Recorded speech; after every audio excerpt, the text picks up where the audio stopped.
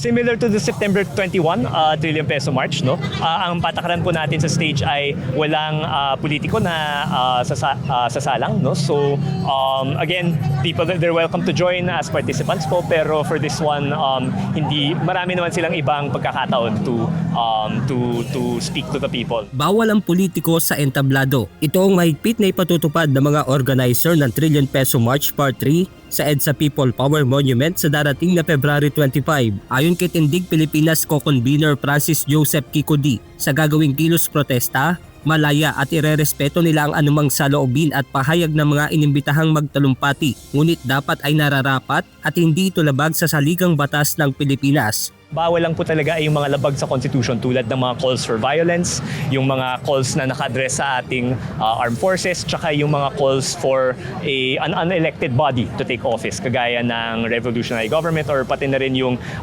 transition council habang medyo malabo pa rin po yung ibig sabihin nito. Isa rin sa ipinaalala ng mga organizer na mahigpit nilang ipinagbabawal sa gagawing kilos protesta ang panawagan ng pagbibitiw sa pwesto ng Pangulo.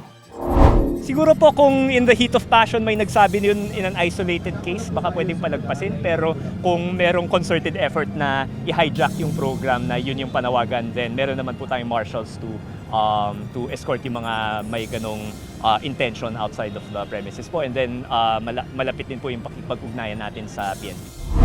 Ayon pa kay Kikodi, papayagan din nila ang paglahok ng mga Duterte supporters sa kilos protesta. Ang tanging pakiusap lang nila, huwag manawagan ng mga bagay na maaaring humantong sa sedisyon. Pero kung susunod po kayo sa ganung patakaran at hindi po kayo magiging disruptive sa main program, ay welcome naman po kayong dumalo kung nakikiisa po kayo sa panawagan laban sa korupsyon, laban sa political dynasties.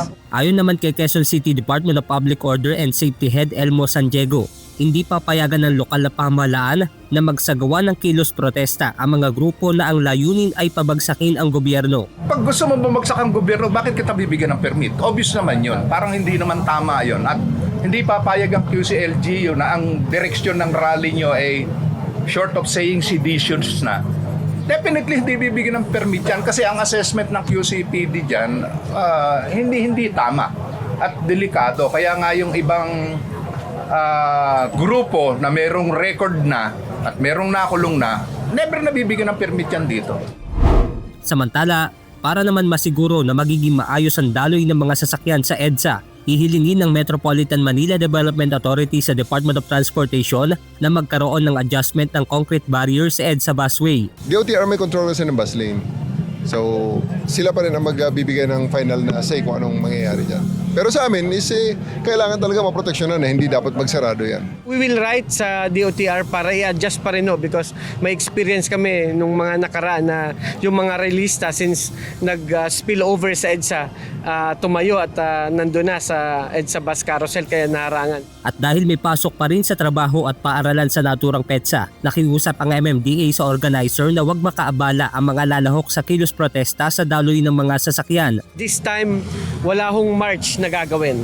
Sa mismong hanay nila, they encourage na lahat ng pupunta dito ay gumamit na lamang ng sidewalk or pedestrian at hindi na sila maglalakad ng usual from EDSA Shrine going to People Power Monument. Inihahanda naman ng Quezon City LGU ang traffic rerouting scheme dahil pansamantalang isasara sa mga motorista ang White Plains Avenue. Benedict Samson, UNTV News and Rescue. Diyos ang aming santigan, serbisyo publiko ang aming pinahahalagahan.